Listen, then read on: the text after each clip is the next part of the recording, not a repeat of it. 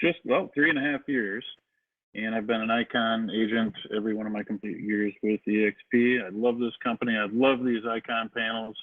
ICONversations and the masterminds are incredibly helpful. So the agents that are out viewing this and listening today, take notes and ask questions. In fact, as we're speaking up here, as the panel shares all kinds of helpful information in their experience, type your questions into the chat and we'll try to jump in and answer those. If we don't answer verbally on stage, we'll certainly encourage our icons to jump in there and respond in the public chat. So why don't we get started with Sarah. Sarah, why don't you introduce yourself? Tell us how long you've been with the company and how long you've been in real estate.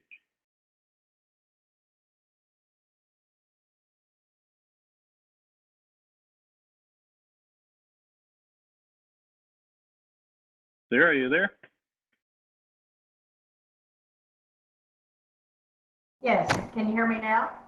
There you are. All right, yeah, please introduce yourself. Let us know how long you've been with the company and how long you've been in the real estate business and where you're doing business from.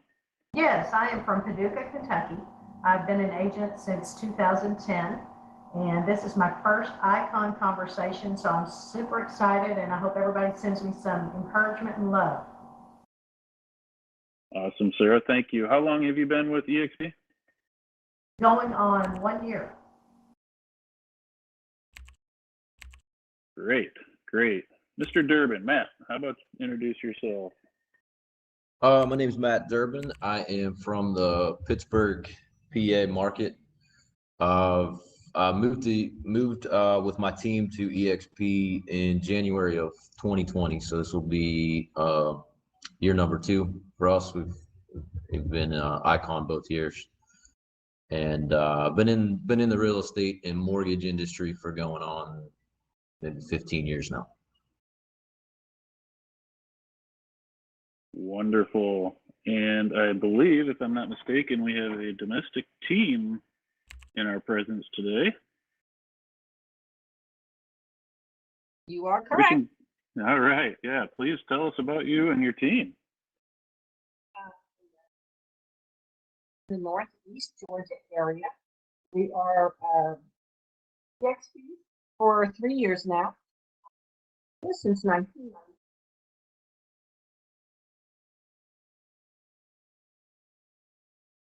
And second year being an Icon.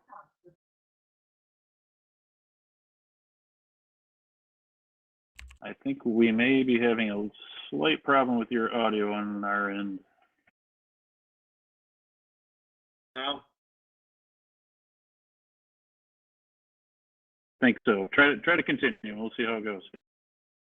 All right. Yeah. Rich and Grace Orban. Grace has been in the business since 1999. I got in 2008. A wonderful time to do that. We've been with EXP. End of September will be 3 years. We missed Icon by 1 transaction the first year, but we've hit it the past 2 years. So very excited. We work the Northeast Atlanta, Georgia part of the equation. So we're excited to be here.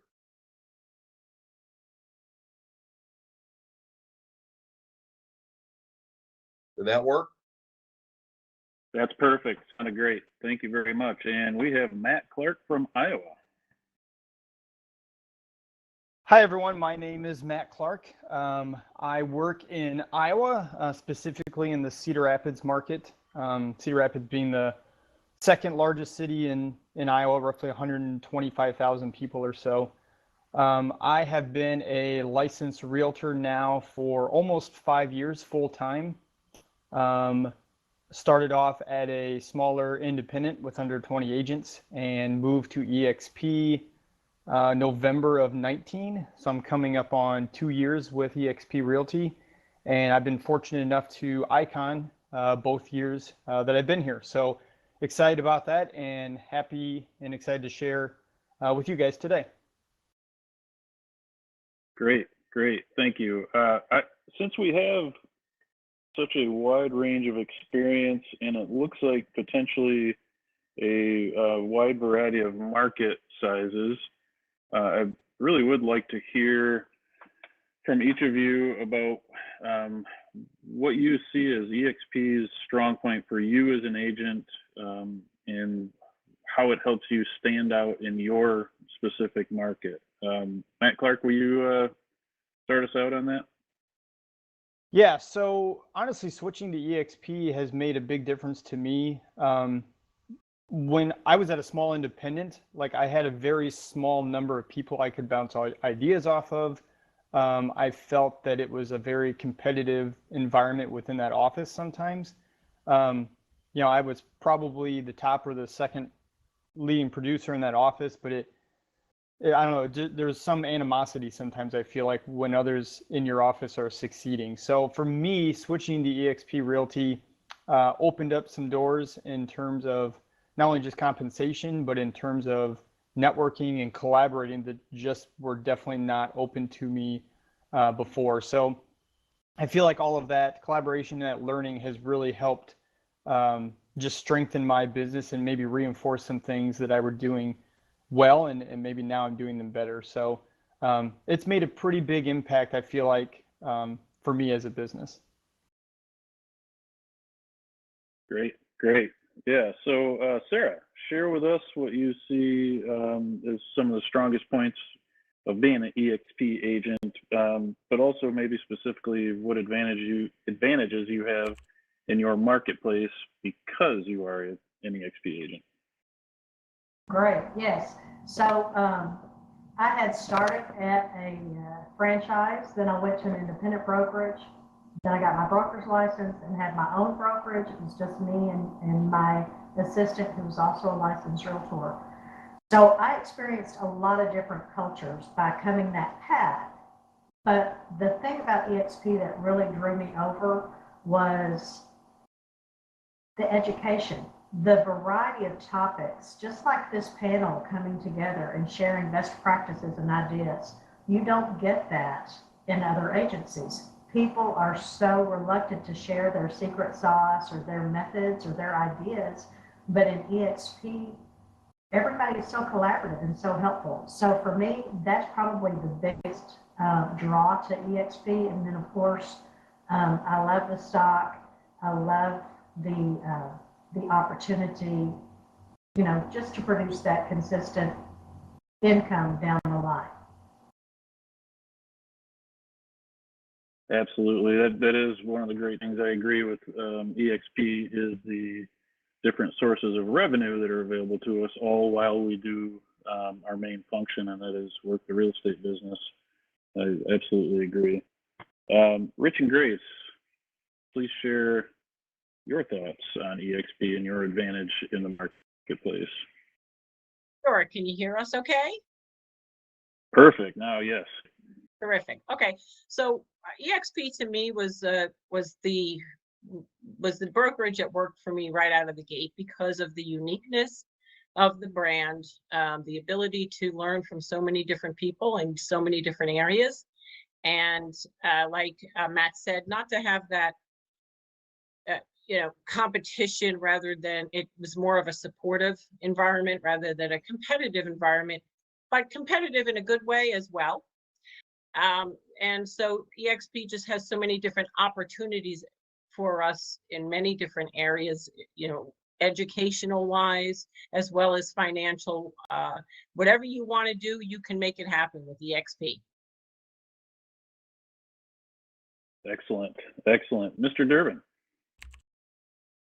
Yeah, I think one of the main things that drew me to EXP, I run a team, and one of the issues that that always comes up when you're running a team is ultimately you're training people that are on your team, and eventually they're going to leave you. And when you're working at another company and there isn't any real financial alignment, when that time comes, they leave you and ultimately just become a little bit of like competition when you're at more of a traditional brokerage.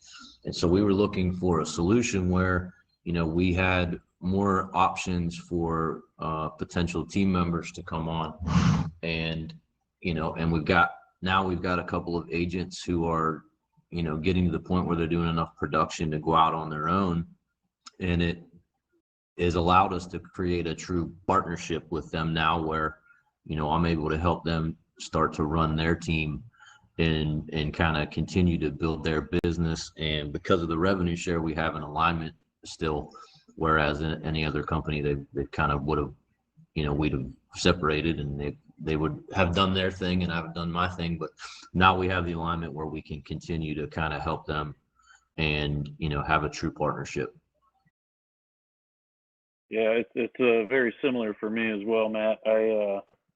I actually had some decisions to make before I joined EXP. I was with a rather large franchisee with a Coldwell Banker, had something like 200 and some odd agents, and they relied on the agents to help train and educate your fellow agents, which is a great idea. Obviously, as we know through the operation here at EXP, the problem was we were basically just training our competition with no real, monetary reward back to the agents that did the training. So I saw EXP as an agent to get, or as an avenue to get more out of our time collaborating and sharing and educating other agents.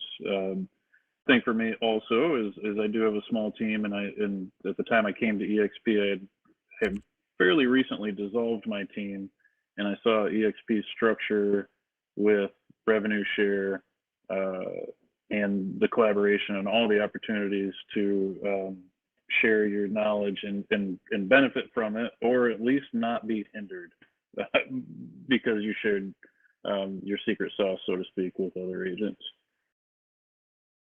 Okay, so in the introductions, I didn't really ask you to share your production and some of your numbers with us. I'd like to do that real quickly so I can preface some of the following questions. So what I would like to hear from you guys is how many units, what your end of the year volume is, and what your average sale price is. Because I do have some questions that are going to help people to understand.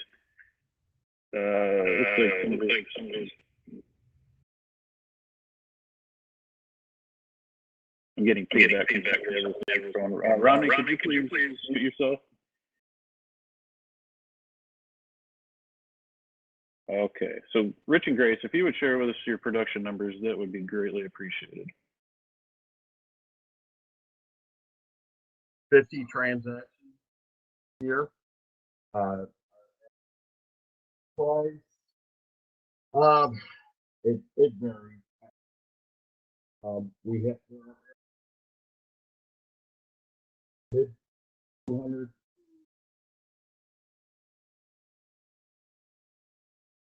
I'm sorry, Rich. I was able to hear 50 units, but I was not able to hear the rest. Okay, how about now? There we go. Okay. Yeah, we're doing about 50 units a year. Our average price, we've got areas where the price point is 250 to 300,000 with the crazy market we're in. But then we've got other areas where we're in the 500, 700, $800,000 range. So it's depends on really what mixture we get, but overall, I'd say we're on pace to do about 14 million this year. Great. All right, Mr. Clark, how about you there? Sure. So I am just a solo agent. I think, over the last 4 years, I'm usually around 40 to 60 transactions. I think I'll probably end around 50 transactions this year if I had to guess.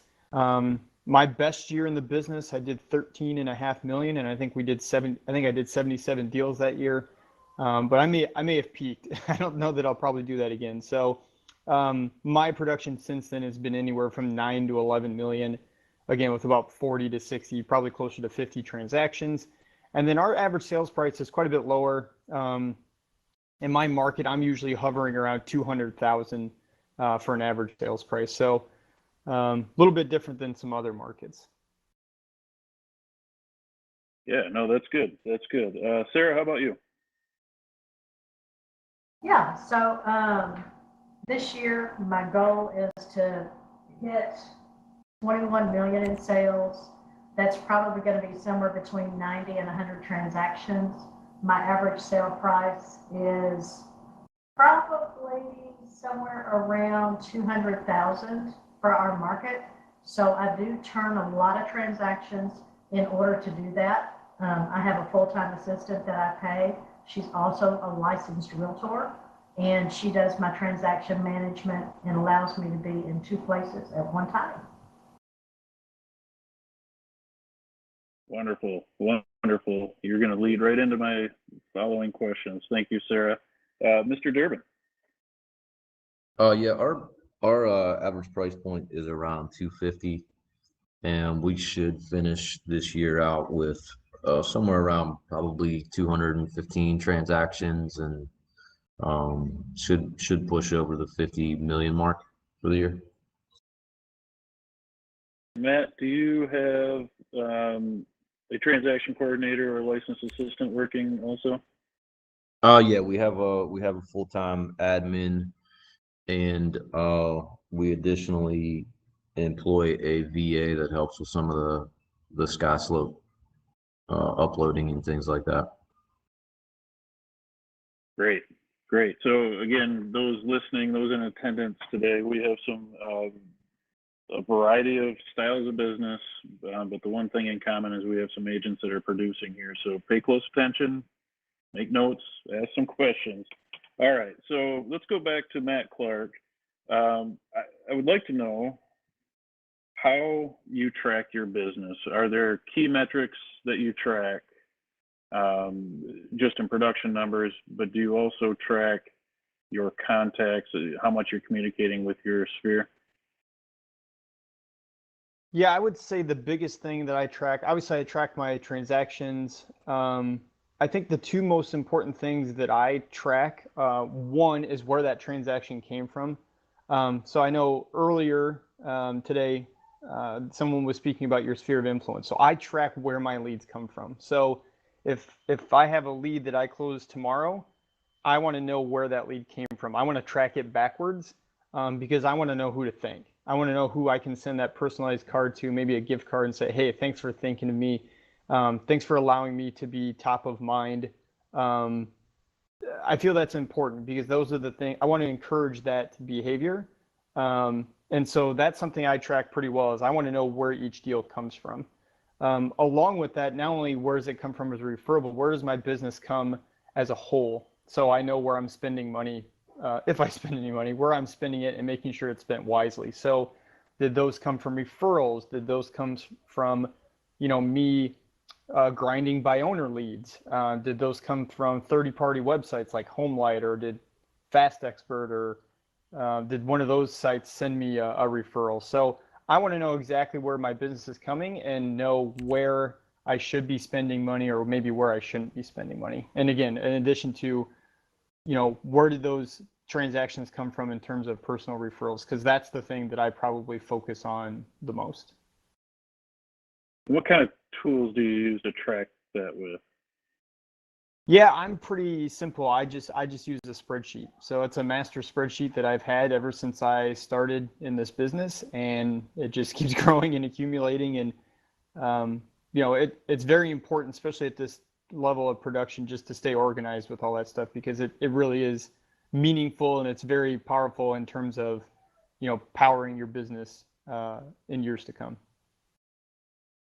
And do you spend specific times of the year, or set aside time to analyze the sources of your business and where you're spending your time and money?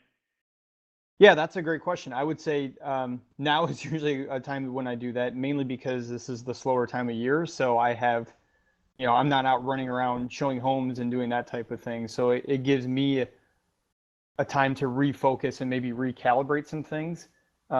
So that's probably the first time I do it. And then maybe I probably reevaluate the spending portion probably in January, right before busy season starts to hit again. So I want to know what I'm spending on, if I'm spending anything. I don't do a ton of spending, but if I do spend, what am I spending it on, so I can gear up for March. Because when I say if I'm spending, to me, another thing that I personally track is my profitability. And just jumping into the EXP model has made my business, 7-8 times more profitable than it was before. But I still need to know where I'm spending to maybe even increase that profitability. Because at the end of the day, we're all business owners. Absolutely. Great response. Thank you. Rich and Grace, please share with me how you track your business. Well, a number of ways. We do have spreadsheets that we, with each transaction, we put where did this transaction originate from. We do spend money, company that is working on our sphere of influence. We got about 350 people that they're on a mail out system, emails,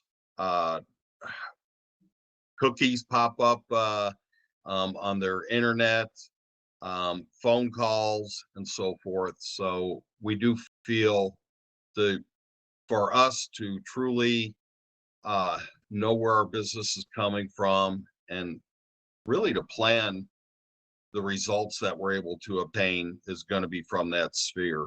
Cold calls be 1 out of 10 that you get, it may be 0 out of 10. It may be higher, but with our sphere of influence, by constantly staying in contact with them, it's not just them deciding to move, it's who else do you know? And those warm handoffs are a lot easier to work than making those cold calls. I couldn't agree more on that. Couldn't agree more.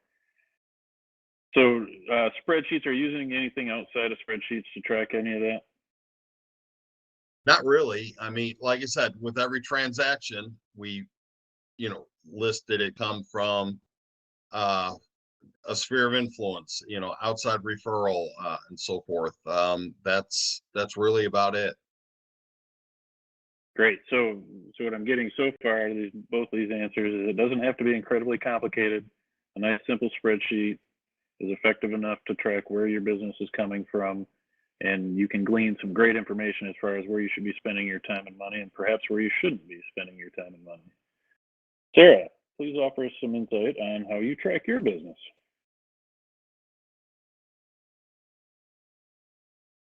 Great, thank you.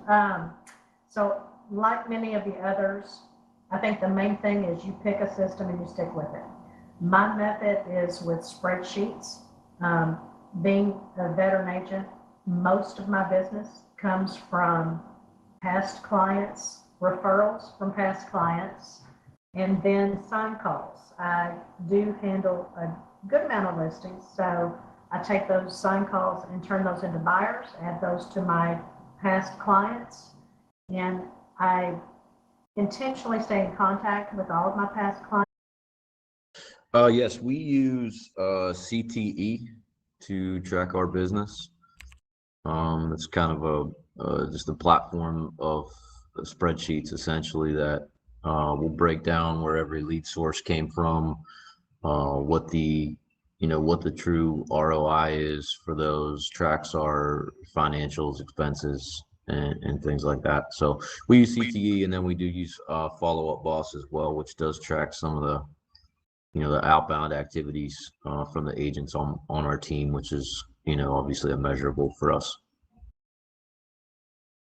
Great. Follow Up Boss and CTE.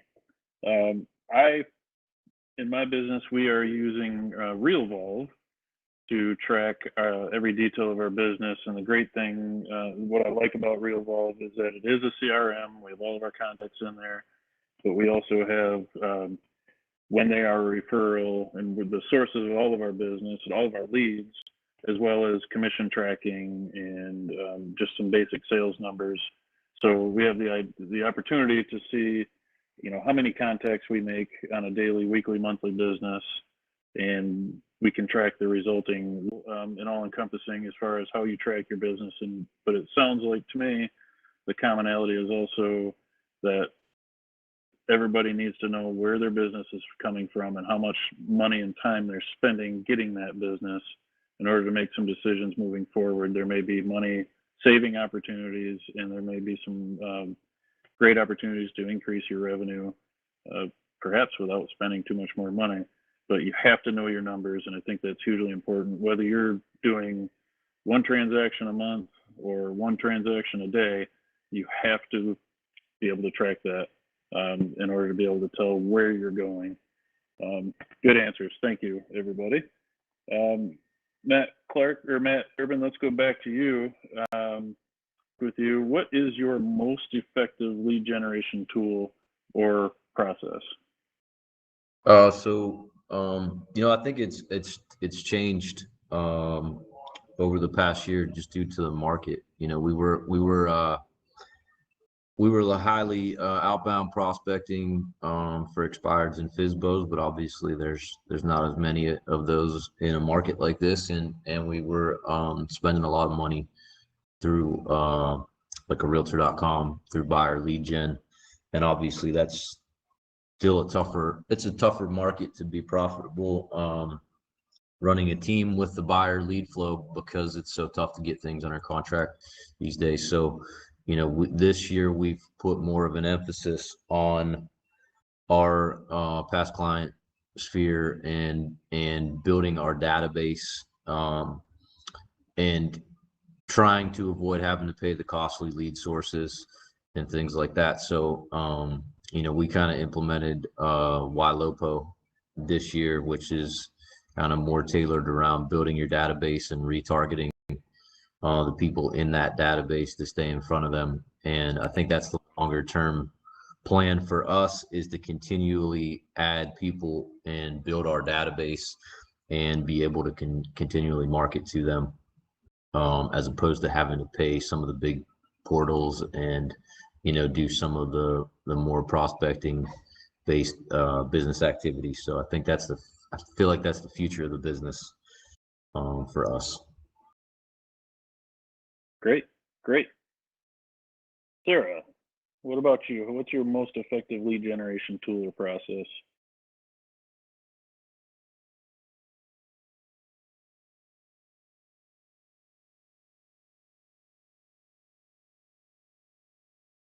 I'm sorry, did you address me?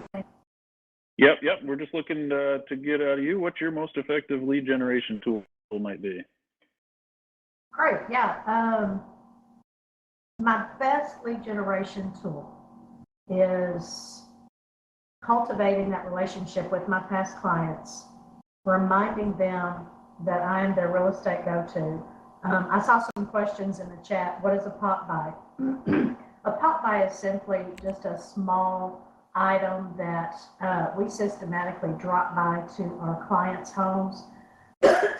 It might be a little bottle of hand sanitizer and a little thing of tissues, some emergency around cold season time. We've done some lottery tickets and a bar of Irish Spring soap for St. Patrick's Day. I think one of the funniest ones we did was a little small pack of 4 mini wine bottles with a label that said pairs well with back to school. So my clients have come to enjoy seeing what next little gift they may get. So as far as actively prospecting, my active prospecting, my outbound prospecting is just simply loving on my clients and continuing that relationship and reminding them that when they think of real estate, they know I'm going to take care of them. When I start to build that relationship with a client, I begin that relationship with a conversation about their expectations and my expectations. I want them to understand that I fully expect them to have a 5-star experience when working with me.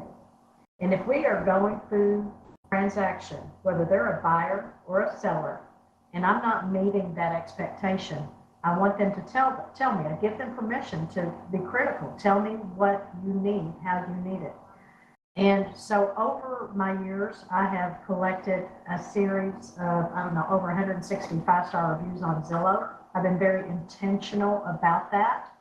And then I'm beginning to build those referrals on Google as well. So one thing that those referrals have done for me is I find that when agents are out of town and they're looking for an agent to refer their incoming business to, I get lots of referrals based upon those 5-star reviews. So as far as dialing for dollars, that's not my style. Dispos expireds, not my style. I am very much into the relationship, and hopefully my clients will continue to support me. And so far it's working. 90 transactions a year, almost, over $20 million in sales. I would say something's working. I encourage everybody to try that and really focus on those relationships.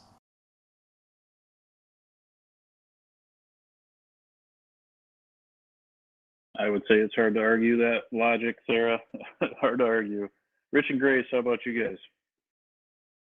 Yeah, that was awesome, Sarah. And can you still hear us okay? Sure can. Terrific. Yeah, I would absolutely say what Sarah said, piggyback on that in many ways. We have done pop-bys. We do interact with our sphere. We absolutely are intentional about getting referrals and testimonies from our, clients. So we're definitely building on that. However, because we do have other team members, we do have online lead sources. And we have switched. We were with Sync, which is Commissions Inc., and we've moved over to Real Geeks. And the reason we did that was we wanted more of a branded website that, shared what our team does and who we are, personalize it more.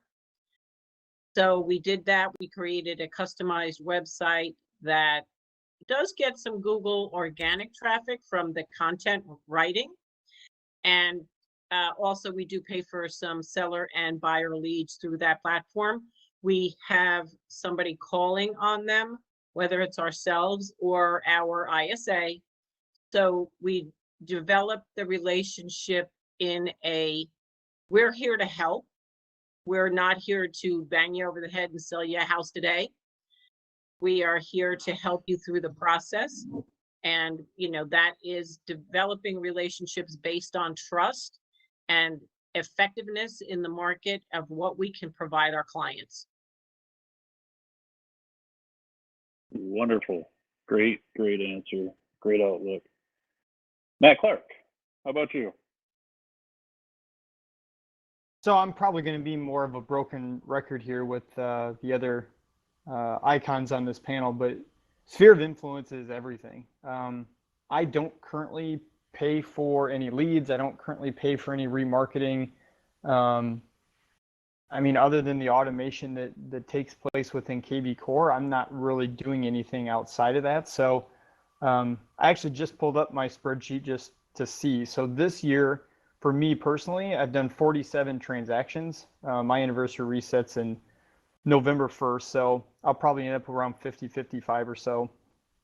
And 51% of my deals this year have come from repeat customers or people within my sphere, whether it's a family member calling me or a former coworker when I used to work in the corporate world, or repeat customer. 50% or 51% of my business has come that way, and 26% of my business has come from referrals. So somebody that I've worked for in the past has then name dropped me, and I've then cultivated that relationship and added that person to my sphere by closing a transaction with them. So literally that's 77% of my business has come from my sphere. So that's something that I continue to focus on, just staying in front of them, whether it's quarterly mailers. I like to send out something personal, whether it's a Christmas card or a football schedule. Being in Iowa, we don't have any professional teams, so our college teams are, there's a huge following there. So whatever I can do to just stay top of mind, because when I look at this and I've tracked it, that is where all my business is coming from. And actually another 10% has come from EXP referrals. So that's from other agents outside of my market, pushing their clients towards me for whatever reason. So that's where I think you go back to the collaboration. That's not something I ever got when I was at my independent. There was no outside agent sending me referrals. So I would say utilize that network here at EXP, make yourself visible. A lot of times those EXP agents, they just find me online and they see that I'm responsible and do a good amount of business, and they trust me with their client because I have that track record. So I would say utilize the EXP network and then really hone in on your sphere. Those are the people that already know, like, and trust me. And those are the people that will continue to send business my way and really keep the pipeline full, so to speak. So like I said, the sphere of influence is about 77% of my business, and then another 10% comes from EXP. So the other random, 10 to 15%, I'm registered for Fast Expert, OpCity, HomeLight, UpNest. Like, I'll pick maybe 5 transactions a year up from those third-party websites, but I certainly don't depend on them. And I do have to pay a referral fee on those. But once they're in my hopper, though, after I've closed a deal with them, my goal is to then keep them in the hopper for life. And so the next time they have a need, or they know somebody with a need, they're not going back to HomeLight, they're coming back to me. That's the goal once I've put them in that sphere. Yeah, look, there was no, I won't hide the fact that I served up this softball question totally on purpose, because I just knew that those of you on this panel, standing on this, virtually on this stage, it's about relationships. And when you track your numbers like we all do, and when you track your sources like we all do, you know that the people you already know, and like everybody up here has said, the people that already like you and trust you are the easiest, dare I say, freest source to go to get more business. And it's just about keeping those relationships. We do the same here on my team. I teach my agents to go after those relationships, take care of people, not just like somebody else said already. We're not beating people over the head, asking them to do business with them. We are there trying to take care of them. We're trying to be a good neighbor. Last year, when Michigan went down on lockdown, the very first thing we did as a team was start calling our people that we were currently transacting with, and those that, the rest of our sphere of influence. But we just want to make sure there wasn't something we could do for them. Did they need groceries? Did they need help with anything while we're on lockdown? If there was something we could do, if there was a source vendor or somebody that we had that could help them in a time of need, we wanted to be able to do it. The other thing we do is we call the top 50 or top 100 is where we're at with it now. My top 100 people, they're either referral sources or repeat business. I get them a drop off of some sort every month without fail. And the consistency is the key to any successful program. But sometimes it's a cheesy little gift, like I bought some air fresheners for your car, has our team information on it, but it says buying and selling a house doesn't have to stink. And it's cheesy enough that it's rememberable. They'll hang it up in their car and they'll be able to see our contact information for a period of time. We've done in the springtime, or actually in the middle of summer, we do little jars of strawberry jam or preserve, and it has a tag like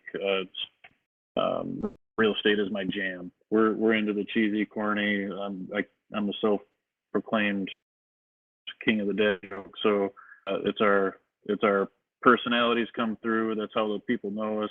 But we're there without fail every month to drop something off and hopefully get into a good conversation with our folks and find out how we can help them the best. So great answer, everybody. Appreciate that. Now I want to get a little more, I guess, slightly technical. What do you do every day that you find brings you success? And if you don't complete this task every day, you didn't have a successful work day. Matt Durbin, can you share that with us? Yeah, I mean, I think, I follow a calendar pretty strictly, and I'm a early riser, workout, and I tend to, I'll usually watch like some type of positive YouTube videos or something in the morning. So the days that I don't work out and take in something and I just go right into starting my day, I've become very reactive, and it makes it makes it hard to accomplish the things that I want to get accomplished. So I think it all starts for me with the morning workout, and then I'm usually in the office by 8 a.m. and I have a kind of a strict calendar where I'm knocking out the most important things before I open my email first thing in the morning. Because otherwise you could just be chasing and responding all day. So I think that protecting my mornings would be the one thing that has helped me run my business. Absolutely. Absolutely. Sarah, how about you? What's some things you do every day without fail? And if you don't accomplish those things, makes you feel like you didn't have a productive day. Well, I'm not going to stand up here and tell you something that's not true, because every day is so different. And in my world, I am not regimented. I'm probably like most of us sitting out in the audience. There are things that I do make it a point to get done. Am I religious? Life can't go on if I don't get them done? No, it's not that regimented. But I find that when I start my morning with just some quiet time, some coffee, I like to sit outside, enjoy Mother Nature, and I have a devotional book that I read every day. And that's my prayer time, my quiet time, my time to collect my thoughts. I find that when I can start my day that way, I enter my office in a more relaxed state and able to serve where I need to start that day. Now, when it comes to lead generation, and running my business, most of the time my mornings are spent on transaction management.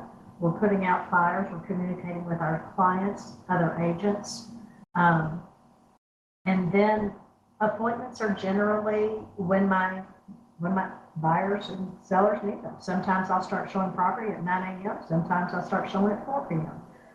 A lot of days are 8 to 8, but then there's days that I work a half a day and I can go take off, get my nails done, or go home and do laundry, whatever that looks like.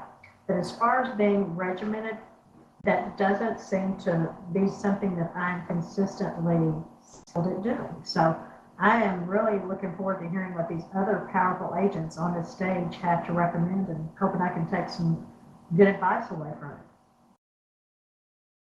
Thank you, Sarah. I guess my key takeaway from that is that you spend time with yourself, perhaps working on yourself. Probably the most important thing anybody can do outside of working in your business and on your business, obviously, is work on yourself. Great answer. Thank you. And the other thing that I think Matt was talking about, the positive messages that you listen to in the morning. I'm a huge YouTube fan, podcast fan, and my favorite titles right now, and if you guys were not at the Build conference in Texas that was put on by Brent Gove, all of those sessions are now on YouTube. If you go to Brent Gove's channel, you can listen to all of the great speakers that were there. And so those are ones that I am to, even though I attended and enjoyed it, they are so generous to put that back out for free for anybody to take advantage of. So there's tons of YouTube content, and those morning times when I'm getting ready, I like to indulge in listening and sharing, just taking advantage of other agents' ideas.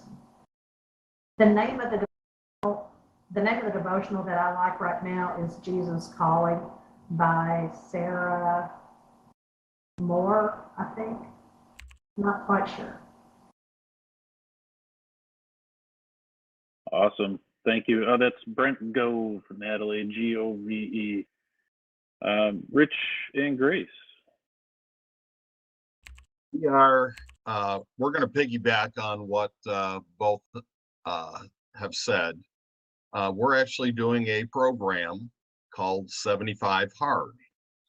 And the biggest thing about it is a program that you are working on yourself. You're working on your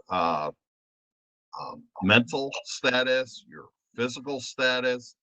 What we try to do, or what we feel is key thing. You got to take every day and do something that makes you better than you were when you started that day. So Like I said, for us, it's been working out. We're in better shape. We're motivated. We critique our own performances. What could we do differently? How can we handle things differently? We listen to podcasts. We're reading books. It's a number of things, but ultimately, it's about, at the end of the day, are we in a better position with ourselves personally and our business than what we started out with? Yeah, I like it. Matt Clark, please share with us. Yeah, Jeff. So for me, it probably looks a lot different for me. I have two small young children at home still under the age of 7. So my days are probably more chaotic in the mornings, just running kids around in school and all that good stuff. So I would love to have more structure, but that's just not the life I live at this current stage. So, but when those things are kind of done, like I probably don't really get started till almost 10 a.m. And I'm very task oriented because I do feel like maybe I get a little later start due to the kid stuff in the morning. I'm very task oriented. So the first thing I do is check my tasks. What do I need to do today? Do I have to make sure abstracting gets done? Do I have to touch base with this person? I think Sarah said it. What fires do I need to put out? Because those are the things that need to be attended to first. As I kind of stroll into my afternoon, I actually make a point, and I didn't hear anybody else say this, doesn't mean they don't do it, but I actually follow up with my downline quite a bit. Agent attraction is something that I've been more focused on in this past year than the first year, as I was still kind of getting my EXP legs under me, so to speak. So I try to touch base with my downline. Hey, what are you guys doing? Do you need help with something? What are you guys seeing out there? Those types of things, just so they know that I'm still thinking of them, because to me, they're part of my sphere of influence. Like, I'm never going to do a transaction for them because they're licensed realtors, but to me, they're now in my sphere of influence. And just like I want to make my past clients happy and be tentative to whatever they may need if they have a real estate need or anything else, but I also want to be attentive to my downline's needs because I want them to be successful and happy too. So then from there in the afternoon, it's maybe more prospecting. I do focus a decent amount of time on buy owners. So that's something that I probably put a lot of focus in. But yeah, I wish I had more structure. I'll probably get there at some point, but that's not quite the life I'm living right now. Out of all the agents I talked to, whether it's EXP or here locally, it sounds to me like even the top producing agents, they know what structure is, they know what discipline is, and sometimes they're great at it, and sometimes they're not, and that is definitely life. But I think it's important for the people listening and watching to understand is that even the top agents that are on this stage, they understand what structure and discipline is, and they just have different ways of going about it. But being task oriented, I agree. Whatever time you do have available to put into the business or work on your business, you got to get something done. So my questioning is kind of running out. You guys have covered so much great stuff, and thank you for all the great answers. So I guess what I'm looking for out of you guys from here on out is, do you have any advice for agents out there that want to achieve the level of success that you've achieved? Do you have one or two things that you could share with them that would help them get to where you're at today? And please just share it, Will. I mean, I'll go first. For me, it's just staying focused. Keep your eye on that prize. When I got into this business, I was working a corporate job, and my sole purpose for jumping into real estate was to, one, work for myself, and for two, to quit that job. And I've never been so motivated to do something in my life than it probably was to quit that job. And I think after I was licensed, I think I quit my full-time job after about 7 months. So it sounds cheesy, but find that goal and just don't stop until you've hit it, because it's so satisfying. And now I'm reaping the benefits today of the grinding stuff that I did in that first year or so when I was trying to ditch that corporate. It's not easy, but I can tell you from someone who has worked the corporate job, been on food stamps at one point, I can tell you that the benefit and the pride you'll have in the work and what you've accomplished will 100% be worth it.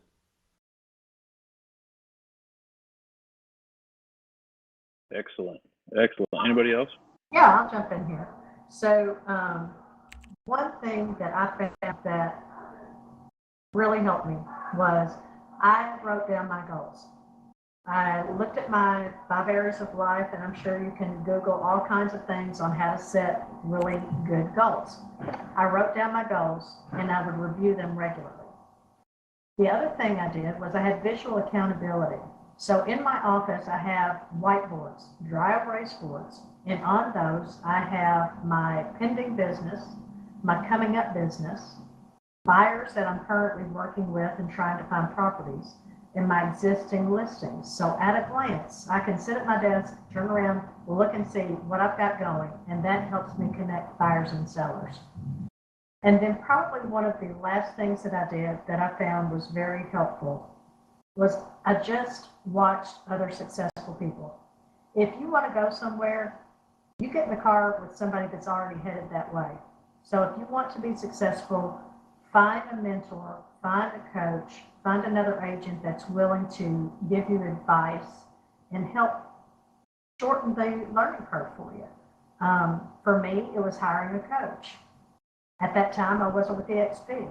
You guys have access to all types of free coaching, so I would encourage you to take advantage of it. And then secondly, I read a lot.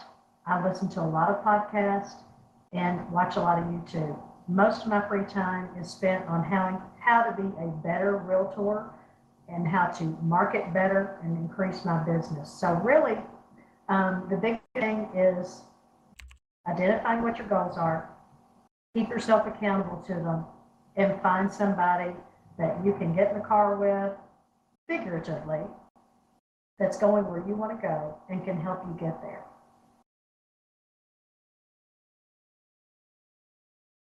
Great I have advice. something to share. I could share something Please. if it helps. Can you hear me? Yes, please do. Terrific. So this is something that I was actually against for a long time in my life, but I have realized that it actually is a benefit. Number one, to actually create a things to do list for a daily, weekly, monthly, whatever works for you. To actually be able to put down what you're wanting to accomplish and then checking off when you do it. It keeps you a little bit more accountable for your actions, or shall I say my actions, and it also gives me a win when I can check it off. I used to not like that because I felt almost like anxiety from it, but now it's actually, I've learned that it creates a level of freedom, because when I've checked those things off, then I have that time that I want for me. The other thing is that to put the end game first. So where do you want to go? If it's, I want to do 10 transactions a year to start, then how are you going to accomplish that on a daily basis, a weekly basis, and a monthly basis to make sure that that end game is actually accomplished? That takes a lot of timing, a thought and time, process to execute it.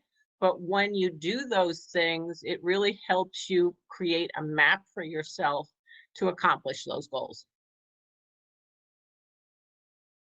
Yes. Matt, that's great. Thank you very much, Grace. Yeah, I agree with Grace. That's something that we do is we start with the final goal and then back into what the activities look like on a daily basis. And I think the one big thing I think for those that are just starting out, is there are a lot of squirrels and noise, and there are a million different people trying to sell you a different real estate products or lead sources. And I think trying to simplify your business, find something that works for you and go super deep with maybe one or two things, as opposed to wide and having 5 or 10 different things that you're trying to make work, because ultimately, you're probably not going to, they're not all going to work. So I would say if you really simplify your business, find one or two things that work for you, and then just try to scale that, you'll have a lot more success, and I think you'll start doing a lot more business faster than trying to test a number of different things that probably won't work for you. So find something that works and just go super deep with that. And I think you get there quicker. Yes, sir. Yes, sir. Great one, Matt. I would just echo the conversation about goal setting. Business planning / goal setting is huge. There's no ship that ever left port and got to where it was going without knowing where they wanted to go. Absolutely. Back into it. I have been this past year following the plan from the book, the 12-week year. I found that for myself, breaking my goals down into smaller chunks instead of a full calendar year, breaking it down into 12-week mini goals, if you will, kept the anxiety level down quite a bit for me, and it broke it down into smaller chunks that felt much, much more attainable. I encourage you to check out the 12-week year. And if you don't follow it to a T, it gives you an idea of just how to break down your goals into smaller chunks and how to measure them and how to check yourself against those goals on a regular basis. And if you don't know how to business plan or goal set, I encourage you to find somebody that does, or dive deep into that topic. There's a ton of resources available all over the internet about goal setting in general. But I would say do it more specifically for real estate, because it's a unique. Some of us in our markets have seasonal markets where certain times of the year are busier than others. But you definitely want to be able to plan for the slow times and be able to save some money for those times. But it can all be accomplished through the proper method of goal planning or goal setting and business planning. So wonderful. You guys panel up here, these people are incredible. They're stellar. They're really, really good at what they do, and you can tell by how they approach their business and what they had to share with you today. I strongly encourage you to reach out to these people on social media, within workplace and out on Instagram, Facebook, whatever it is, and pay attention to what they're doing. And there's no reason to reinvent the wheel when you have people like this to look after and kind of try to mimic what they're doing and customize it for yourself. Again, to the panel members, thank you very much. Great answers. I had a great time with you guys, and have a great weekend and have a great rest of your year. Thanks, Jeff. Thank you, guys. It was a pleasure. Appreciate it, Jeff. I heard somebody had a question. We have about 10 minutes, so we can get a question answered for you.